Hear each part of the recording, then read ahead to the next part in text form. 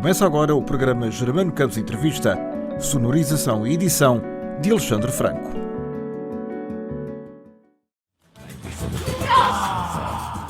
Venezuela! Olha, Argentina, estou indo. Ó, Fernando. Tio, se me deres aqui neve, eu dou-te as carinhas. Brasil, queres Brasil? Argentina, Chile, Uruguai, Paraguai e Suriname. E Venezuela. Samba, Potiguara, Caeté. Tupiriquim, Papanai, Moré. Goitacazes, Tamanho, Carijó. Tariamara. Não, da quieta! Para, Maria! Maria, não! Ó, Maria do Carmo! É! Maria do Carmo! É! Ó, Maria do Carmo! É! Ah, tá aí, já aí! ONI, objeto náutico não identificado. João, começo por ti. É uma farsa, uma parábola sobre os descobrimentos e sobre a forma eventualmente menos delicada como os portugueses veem os africanos e os brasileiros. Será assim ou não? Sim, acho que tiramos um bocadinho o romantismo, não é? Daquilo que se tenta passar. Pronto, tentamos aproximar ao máximo possível da realidade, sempre de uma forma bem disposta e descontraída. Mas pode ser mal interpretado por alguém que venha ver isto como uma coisa mais séria? Eu acho que tudo pode ser mal interpretado. Não interessa, por mais que tentemos fazer o contrário, não é? Nós não controlamos o que as outras pessoas pensam, o que é que as outras pessoas aprenderam, de onde vêm. Portanto, isto é acima de tudo para ajudar toda a gente a ter aqui um ponto de encontro, não é? Lusófono. Exatamente. Descodifica-me o título. O título, Objeto Náutico Não Identificado. Então, objeto náutico não identificado, vamos imaginar que é a perspectiva dos índios com a chegada das naus dos portugueses. É uma brincadeira com o OVNI. Portanto, é uma coisa estranha que chegou àquele país. Exatamente. Será assim, irmão? Eu enxergo dessa forma, né? Um povo que já existia, que já vivia, que já tinha sua cultura, já tinha o seu dia a dia, o seu cotidiano, e do nada aparece um monstro, alguma coisa estranha vinda de dentro do mar, né? Lá de trás do oceano. Então acho que a ideia do título é essa, é o quão estranho deve ter sido para aqueles seres humanos, para aquelas pessoas que estavam ali, tão em casa, e do nada são invadidas por algo tão estranho. E aí, mais do que isso, acaba se tornando uma reflexão de todas as coisas que chegam na nossa vida, do ser humano hoje, no nosso dia a dia, que acabam atrapalhando ou trazendo algum tipo de novidade, seja positiva ou negativa, para as nossas vidas, sabe? Então é um pouco uma reflexão, é muito uma reflexão, não só do fato histórico que aconteceu, mas do que é a vida humana. Tu nasceste no Brasil, naturalmente. Como é que, enquanto jovem estudante, esta parte da história é lecionada? Então, isso é importante dizer. Eu já tenho 32 anos, né? Fiz agora em setembro, então...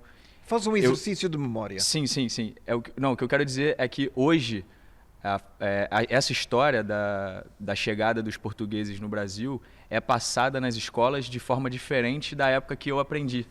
Então, apesar de não ter ainda tanto tempo que eu saí da escola, né, em termos históricos, a coisa já mudou e já toma uma nova forma de interpretação. Então, para nós percebermos melhor, e em poucas palavras, como é que foi dado no teu tempo e como é que é dado atualmente? Sim. No meu tempo, são os descobrimentos. O Brasil não existia e chegou Pedro Álvares Cabral com a sua equipe toda e descobriu aquilo. Descobriu algo novo para o mundo. Hoje, sequer é usado o termo descobrimento. E há uma discussão se usa o termo achamento, se usa o termo descobrimento. Eu costumo dizer, e ainda estou também em evolução dessa reflexão dentro de mim, da minha cabeça e do meu contexto histórico, mas costumo dizer que algo aconteceu, que foi a chegada, né? A chegada aconteceu e isso é algo que não pode mudar, é um fato. E a partir desse fato, discutisse quais foram os desdobramentos daquilo, né? As matanças, as guerras e, enfim, o domínio, as doenças, a escravatura, a miscigenação, enfim, todos os desdobramentos que até hoje vêm. Não é à toa, eu estou aqui em Portugal hoje. E há quantos anos é que estás cá? Eu cheguei aqui em 2017, em abril, então faz pouco mais de 4 anos. A minha família, por parte de pai, é totalmente portuguesa. Os meus avós imigraram para o Brasil, então, e fizeram a vida lá e tudo. E meu pai nasceu lá, mas nunca se perdeu a ligação com Portugal. Então eu sempre vim para cá desde pequeno para viajar, passar férias, visitar a família do meu pai. E em 2017 eu tinha acabado um trabalho no Brasil, tinha acabado um contrato, vim para cá, tinha um período bom para passar férias. E estava verão, era agosto, Lisboa e tudo. E aí eu não voltei para o Rio de Janeiro, fiquei aqui em Lisboa e estou aqui desde então. Não é a tua primeira peça aqui em Portugal? Não, essa já é o meu 5º espetáculo. Eu fiz outros 4 espetáculos aqui em Portugal, sendo um como encenador e 3 como ator. Mas neste caso, nunca como brasileiro achado nesta peça. Não, eu sempre fiz, os meus trabalhos todos aqui em Portugal foram como brasileiro, na verdade. Acho que por causa do sotaque, por causa do jeito de ser, eu não perdi o sotaque, não perdi a maneira descontraída do brasileiro e aquela coisa. Então, e também eu acho que é um pouco difícil a gente enganar, né? A arte a gente tem que fazer a vida, é viver, é realidade. Então eu acho difícil eu enganar um português que eu sou português. Não, eu sou brasileiro, então os personagens que eu fiz até hoje aqui foram brasileiros. E qual é a percepção que tu tens desta peça? É uma peça que deixa os brasileiros bem vistos ou nem por isso? É complicada essa pergunta aí. Eu acho que não tem muito esse resultado do brasileiro ser bem visto ou mal visto. Eu acho que a peça ela proporciona uma reflexão do ser humano, da vida. A gente acaba que se mistura. O João, que é português, vira brasileiro. O Anilson é angolano e vira brasileiro e vira português. E eu português e o João português e angolano. Então é meio que uma mistura, né? Porque ao fim e ao cabo ele é português, eu sou brasileiro e ele é angolano. Mas somos todos seres humanos. Estamos todos no mesmo lugar. E falam todos a mesma língua. Falamos todos a mesma língua, a gente se entende. Mesmo com diferenças fonéticas. Sim, com certeza. Anilson, de Angola para Portugal, a mesma pergunta que eu fiz ao Armando, há quantos anos estás cá? Não, eu já sou praticamente português, estou cá já há 22 anos, por isso cresci aqui em Portugal, mas já estive em Angola, tenho família em Angola e vou de vez em quando posso vou lá visitar. Estiveste como artista em Angola ou não? Como artista estou agora mais presente, porque estou a realizar agora uma série, que já vamos também fazer a 3ª temporada, com o ator e humorista Gilmário Vemba, e estou neste momento a trabalhar para lá. Pronto, um bocado na área canal da de ficção. Televisão? Mundo Fox. Portanto, é visto cá? Não, é só visto lá em Angola. É só visto em Angola? Sim. E ainda não. Nas redes sociais não temos acesso? Não temos, nem na internet, nem streaming, só mesmo lá ainda. É muito exclusivo. Muito exclusivo, é um canal mesmo muito exclusivo. Até eu fiquei assustado porque eu gostava muito de partilhar, mas pronto, nós temos fé que em breve irá passar aqui em Portugal. E por falar em fé, claro. Como é que esta peça vem parar às tuas mãos e com que espírito é que entraste nesta brincadeira que no fundo é uma denúncia histórica através do humor? Sim, este espetáculo veio parar às minhas mãos assim de uma forma muito inesperada, numa altura que eu também estava com muito pouco trabalho. Eu conheço o Mauro, que é outro ator também, que é amigo do João, e o Mauro falou de mim ao João. E o João contactou-me, olha, estou a fazer aqui este espetáculo com a minha mãe, não sei o quê, queres vir? Óbvio, vamos a isso. Teatro físico, eu nunca tinha feito, é a primeira vez que estou a pisar no palco a fazer teatro físico. Ainda o que é, para quem não conhece e não está por dentro destes termos e do mundo do teatro, o que é o teatro físico? Teatro físico lá está, é o que fazemos aqui, nós tentamos utilizar pouco, neste caso, sonoplastia, mas nós fazemos, não temos luz, a luz aqui é única e tudo, qualquer tipo de sonoridade ou qualquer tipo de fisicalidade nós utilizamos, né, fisicamente para o espetáculo, para o público acreditar.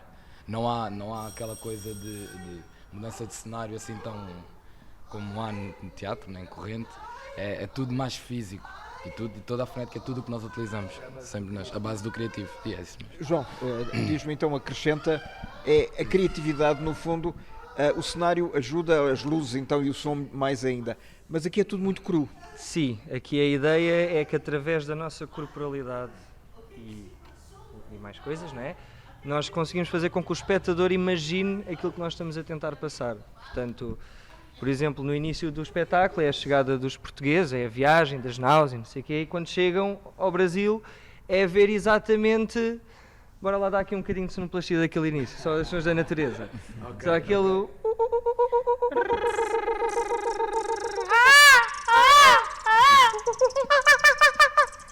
E a questão é que, através de nós, vocês vão conseguir imaginar toda a floresta e tudo o resto que vamos propor. Basicamente, Isso são é três magia do atores. teatro. É a magia do teatro. São 3 atores que fazem 45 personagens. Por isso essa... Mas são pagos só por 3 personagens. Somos pagos pelos atores e não pelos personagens. Tá aí um bom questionamento, alô produção, temos que ficar atentos sobre isso. Ficam a perder. Exato. O vosso contrato devia ser por personagem. e não- Exato. Então o teatro físico é esse teatro, estilo teatral que usa e abusa do corpo e da voz, do que nós temos a serviço da arte, que somos nós mesmos. Então é pouca pirotecnia, pouco magia de cenário, de luz, não sei, e muito magia corporal, magia vocal. E imaginação. E imaginação.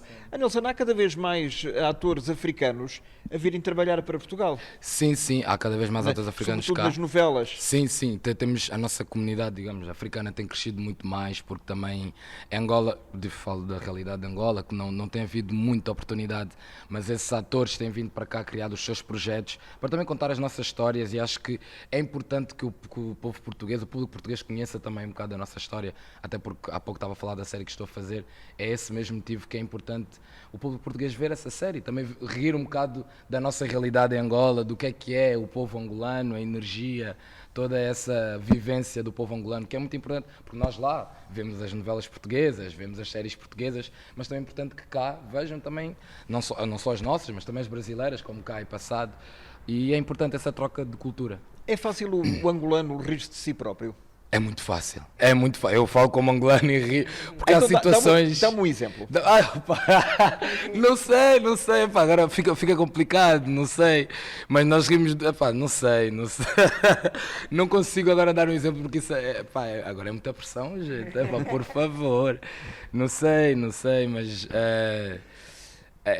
é complicado. Olha, posso falar só um bocado da personagem que eu faço na série, que ela é muito divertida, é cómica. Como é que se chama a série? A série chama-se O Bar do Gilmário, porque é o bar do Gilmário Vena. Gilmário, o ator central. O ator, sim.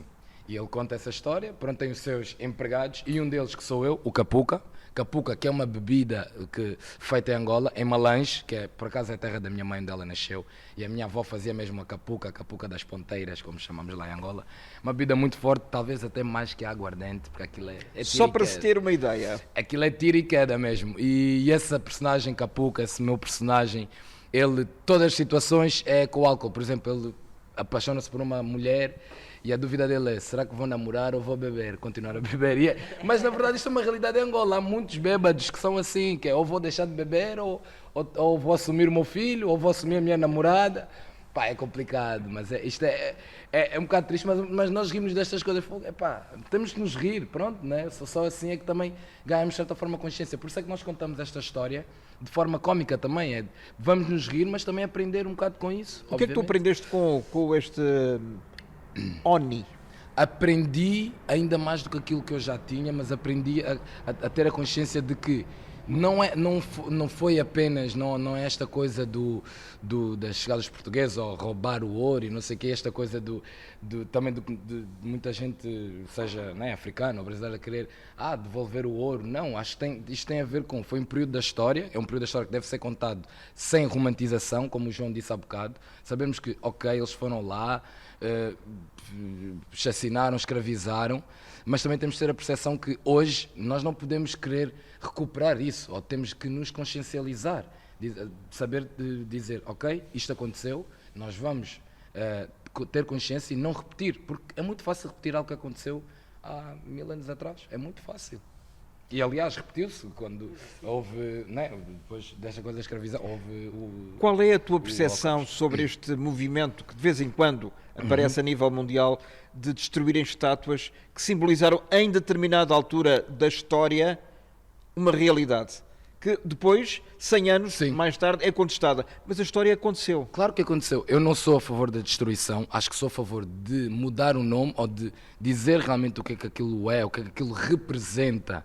Porque destruir, pronto, faz parte da história, obviamente, faz parte da história, mas foi um período não muito bom da história e é importante dizer isso, dizer é isto que aconteceu, foi assim, sem romantizar, porque nós quando falamos no Holocausto, nós falamos de forma mesmo sem romantizar. Aquilo, nós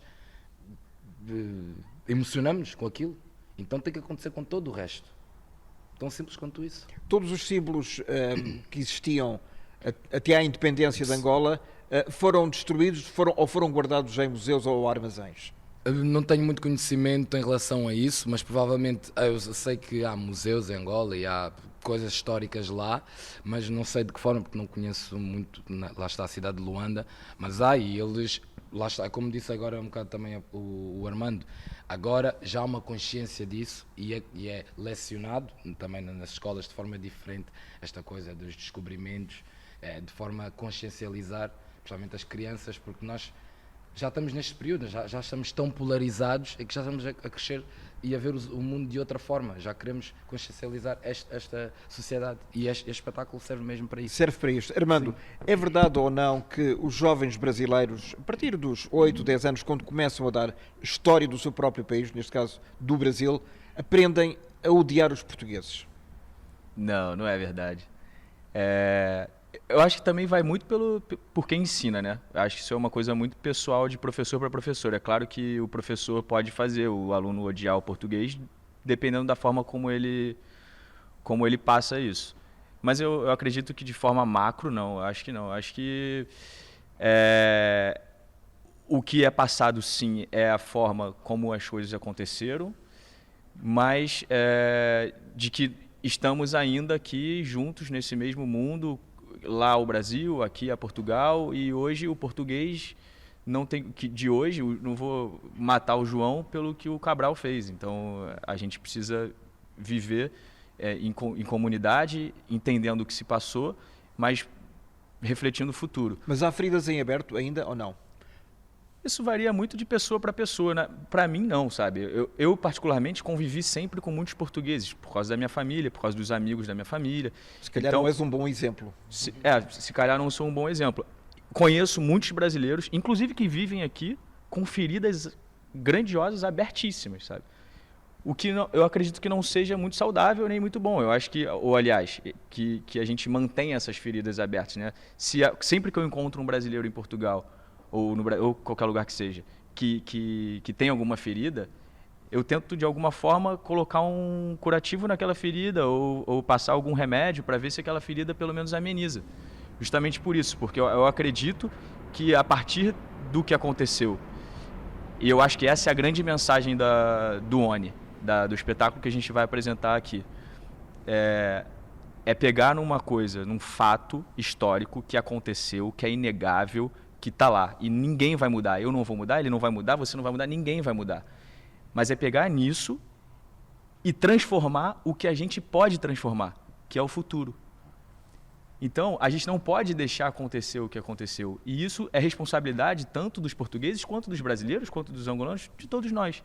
Então, a gente pode mudar o futuro, a gente pode sarar essa ferida. E pode transformar essa ferida em algo bonito, sabe? Então, eu acho que, para mim, a visão dessa relação Brasil-Portugal, portugueses e brasileiros, para mim, o que faz sentido é isso. É olhar daqui para frente. Como que eu posso mudar, como que eu posso evoluir, como que eu posso passar do ódio para o amor. João Pedro, tu és um produto de uma brasileira, de um português. No fundo, tens o melhor ou o pior dos dois mundos. Acho que é uma questão de interpretação. Eu acho que tenho o melhor dos dois mundos. Conheço ambas as culturas, amo ambas as culturas. E consegues ver a diferença, o ponto de vista de cada um? Consigo. Porque no fundo, sendo uma história comum, sim, é óbvia e naturalmente vista de acordo com uma perspectiva do sítio do país onde se está. Mais ou menos, porque eu sinceramente eu não me identifico, da mesma forma como eu tenho muito orgulho em dizer que sou português e tenho muito orgulho em dizer que sou brasileiro, eu não me sinto nem aceito de um lado nem do outro. Porque és?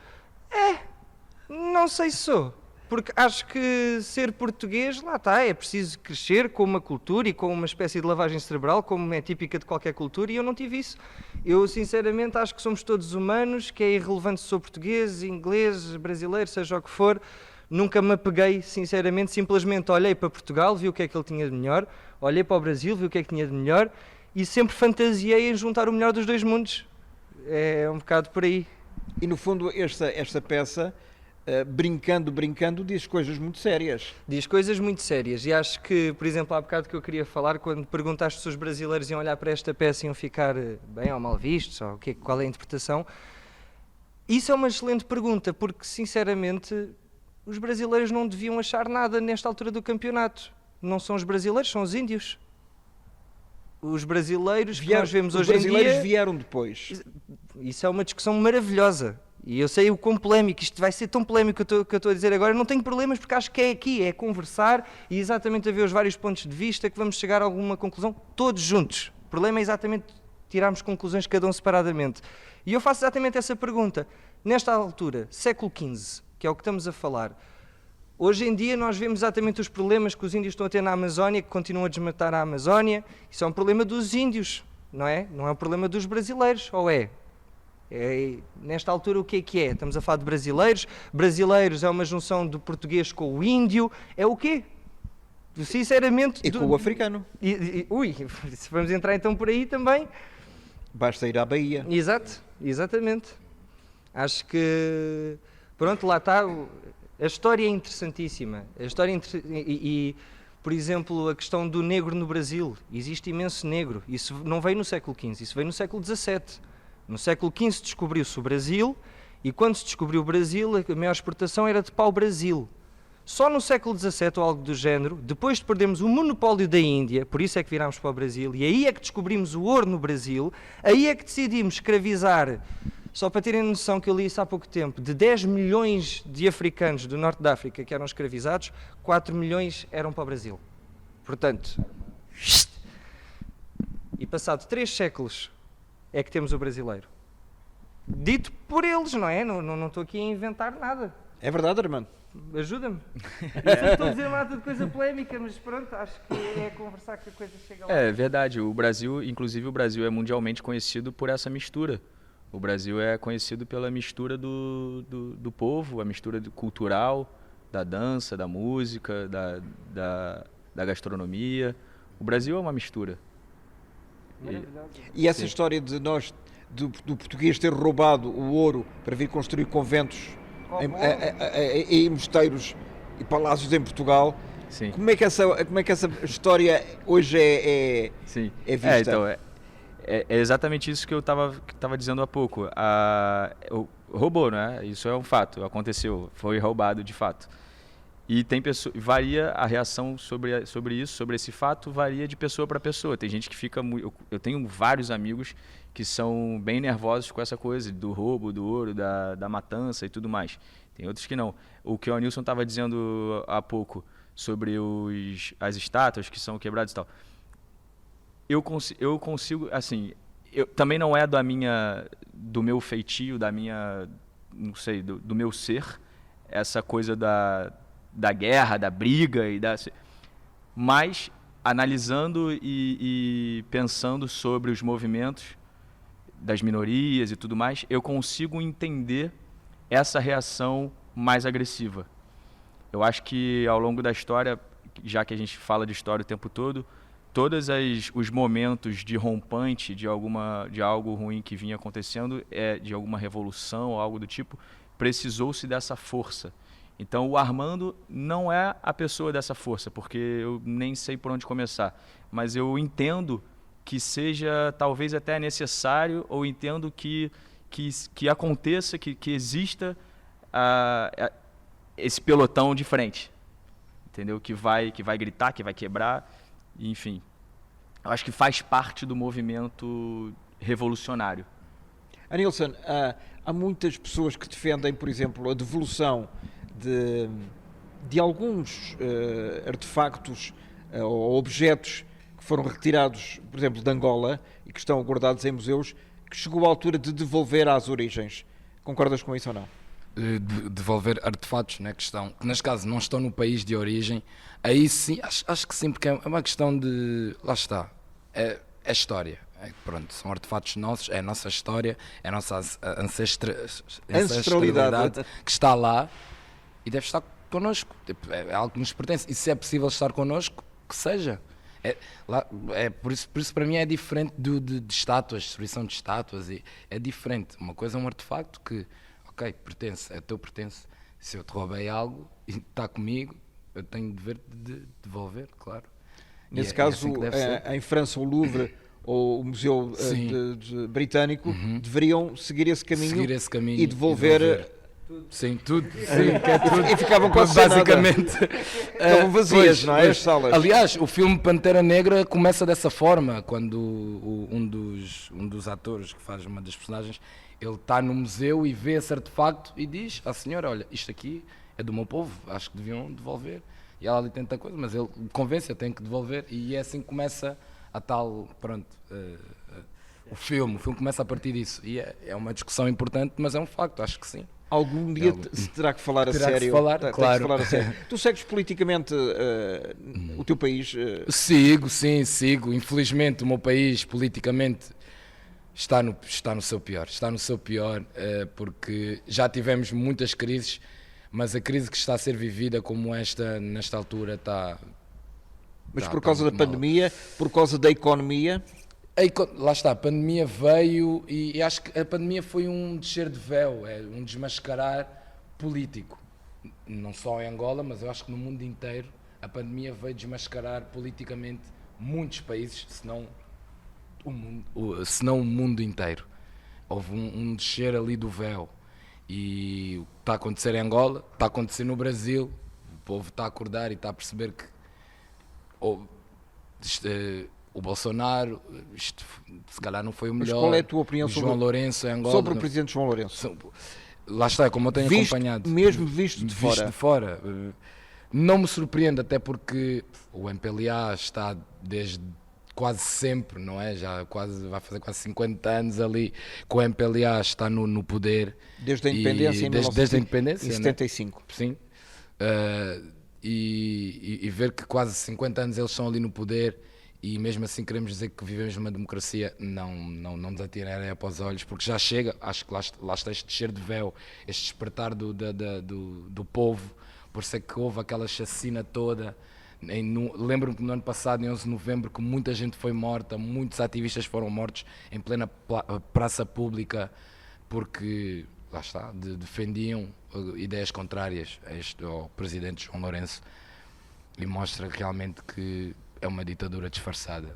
E como é que está culturalmente Angola? Culturalmente está fraco, mas já tem vindo a crescer. Como eu disse há bocado, agora como estou a trabalhar para lá, já estou a acompanhar um bocado culturalmente o país. Felizmente temos um ator que é o Silvio Nascimento e ele quer trazer o cinema de Angola, quer levantar novamente o cinema angolano, levar apresentador na RTP África, sim, que ele agora já não é, porque também está mesmo muito focado nesta coisa do cinema angolano, como ele chama o Angollywood, que ele quer chamar, e tem sido incansável nessa batalha, o qual desde já mando um abraço e espero que ele consiga. E vamos ficar à espera de resultados. E vamos chegar à espera de resultados, claro. Armando, e Jair Bolsonaro, o que é que te diz? Eu sabia que vinha essa pergunta em algum momento. Bom, eu acho que não é nem apropriado eu falar o que eu acho do Bolsonaro. Bom, isto é uma entrevista politicamente muito incorreta, não é? Sim. É muito triste, e doloroso, não sei. Eu realmente já passei da fase da raiva, do ódio, não sei o que, para tristeza, até porque a raiva e o ódio é o que ele quer e eu estaria me igualando, né? O Jair Bolsonaro, há uns dias ontem ou anteontem, sei lá, 2 dias, fez o pronunciamento e assim... Na Assembleia Geral das Nações Unidas. Na ONU. Ele só dele abrir a boca e falar alguma coisa já é algo que me incomoda, sabe? Porque ele é uma pessoa, independente de política e de ideologia política, é uma pessoa que propaga o ódio, propaga coisas ruins, propaga, sabe? Se a gente está aqui falando de amor, falando de vamos olhar o futuro de forma diferente, ele faz totalmente o contrário. Então, eu fico triste, eu tô triste, sabe? Sobre a relação política no Brasil. Que extrapola para o mundo todo, né? O mundo todo hoje fala do Bolsonaro. Olha, e fazendo um pouco de futurologia, na tua opinião, ele poderá ou não ser reeleito para o segundo mandato? Eu quero muito acreditar que não. Acho que não tem chance. Assim. O povo tem que entender o que o próprio povo fez. E o povo tem que acordar e falar, olha, errar uma vez acontece, somos humanos. Errar 2 vezes é mais complicado, né? Então eu acho que o povo tem que entender e perceber e abrir os olhos. Eu conheço muitos eleitores do Bolsonaro que estão arrependidos, que estão reflexivos sobre a responsabilidade que tiveram nas eleições e hoje. Mas para deixar até bem claro, assim, porque a gente como artista é importante que a gente se posicione, mas também tem que se posicionar com uma certa responsabilidade, com um certo cuidado para não gerar esse ódio, para não gerar, eu acredito que a política são ideias, são ideologias, e não tem certo nem errado. Em um determinado lugar, em um determinado país, algo vai funcionar melhor que o outro, e no outro vai funcionar outra coisa, o contrário vai funcionar melhor. Então eu acho que tem que ser debatido, é como uma peça de teatro. Eu posso propor uma cena que não vai ficar boa, e ele tem que me dizer que não vai ficar boa, e a gente tem que discutir até a cena ficar boa. Então eu acho que assim, tem a direita, tem a esquerda e a esquerda tem que se conversar, e a partir das diferenças é que vai sair o melhor resultado, um denominador comum. Só que isso passa, sobretudo, pela a índole das pessoas e pelo que a pessoa quer. O político ele tem que querer melhorar o país, ele tem que querer melhorar o lugar que ele está comandando. Mas o que na verdade acontece no Brasil, aqui também um pouco, é que o político não quer. O político quer saber dele. O político quer... A intenção dele é outra, entendeu? Isso para dizer que, assim, eu tenho ojeriza ao Bolsonaro, mas não gosto também do outro lado, entendeu? Também tenho... É um bocado um beco sem saída. É um beco sem saída. Ou vai para cá, se ficar o bicho pega, se correr o bicho come, como a gente diz. Nem Mato Grosso. Exato. João Pedro, uma última palavra para ti. Tu já tens de carreira há alguns anos. Começaste com 6 anos, 6, 7 anos, por aí. Talvez, não faço ideia. Não faz ideia. Faço Mas ideia. toda a gente sabe o que é que tu fizeste com Campeões e Detetives. Sim. Com 12 anos. Porquê? Exato. Porque isso é repetido à exaustão nas manhãs de fim de semana. Ouvi dizer. Tu não vês? Não tens curiosidade em ver, abrir a televisão, olha lá estou eu. Quem é aquele miúdo? Não tenho, sinceramente. Se fossem coisas mais recentes, talvez, porque quando vejo o meu próprio... Eu não gosto propriamente de me ver representar. Porque não sei, porque se calhar é demasiado parcial a minha opinião, já sou naturalmente perfeccionista com as coisas que eu faço, então com coisas de antigamente que pronto, vou evoluindo, não é? Portanto, olho para trás e acho que há muitas coisas aquém. E os Campeões e Detetives é uma coisa que eu era criança, quanto muito seria... Foi há quantos anos? Pá, estamos em 21, não é? Portanto, É uma questão de fazer as contas, exato, como diria o engenheiro António 9 anos, Guterres. foi. 20 anos? Não, Foi há menos, foi há 9 anos para aí, 9 ou 11 anos, não sei, coisa assim do género. Depende da tua... Quantos anos é que tu Eu tens? estou com 26 agora. 26, 12, há 14 anos. É isso, foi com a pandemia então, agora nem sei que idade é que eu tenho. Já é quase na idade da pedra. Exato, nem sei porque é que eu fiz anos este ano, não é? Não senti nada. Mas conseguiste fazer. A idade pesa para ti ou não? Não é uma festa, é festa? Não, pá, não penso nisso, sinceramente, não... Estou demasiado absorvido com a vida para pensar se estou velho ou se estou novo, ou se me sinto velho ou novo. Como é que está a tua carreira nesta altura? Eu citei esta Sim. novela da TVI porque fazes parte do elenco. É verdade, estou agora a fazer Festa é Festa, vou entrar na segunda temporada e... Portanto, é a tua estreia. É a minha estreia agora em adulta, fazer fazer uma novela, sim, posso considerar isso. Está a ser muito giro, está a ser exaustivo, porque pronto, estamos Neste ritmo Exato. teatral e... Portanto, a minha vida tem sido só decorar texto, basicamente. Vou comer a decorar texto, vou dormir, sonho com o texto, ou estou a gravar lá ou estou aqui a ensaiar, não vejo a minha família, não vejo ninguém. Mas é só agora, sábado, dia 2 de outubro, 2 de vai outubro. estrear, portanto, depois já não tenho ensaio, já posso ver toda a gente outra vez, só tenho que me preocupar com as apresentações e a novela, portanto é isso. E como é que vais conciliar quando a novela estreia quando? Estreia dia 20, eu acho que 25 de setembro, agora é o último episódio da primeira temporada, e acho que o dia 26, mas não tenho 26, certeza. 26. Ok, mas por aí, 26 é dia das eleições também. Ai, nem tinha, bem, nem me tinha batido essa ainda. Se calhar é por isso é que vai ser uma noite importante. Exato. Mas aí vais-te ver. Aí vou-me ver, vou com certeza, todos os dias, acima de tudo, por questões profissionais. E já agora qual é o teu personagem? O meu personagem chama-se Tomás e é recém-licenciado em Engenharia Agrónoma e faço parte da nova família que vai entrar para a Aldeia da Bela Vida. Portanto, e depois a partir daí logo se verá o que. Exatamente, muita coisa reserva, vou já avisar. Não vai haver spoilers para ninguém. Ui, não, nem posso. Para já, concentremos-nos no ONI. Exatamente. Dia 2 de outubro, no Teatro da Comuna, em Lisboa. Queres dizer quais são os outros dias? É todos os sábados do mês de outubro, às 21h30. Isso é que é o mais importante. Isso é que é o mais importante. Muito obrigado e muita, vocês sabem.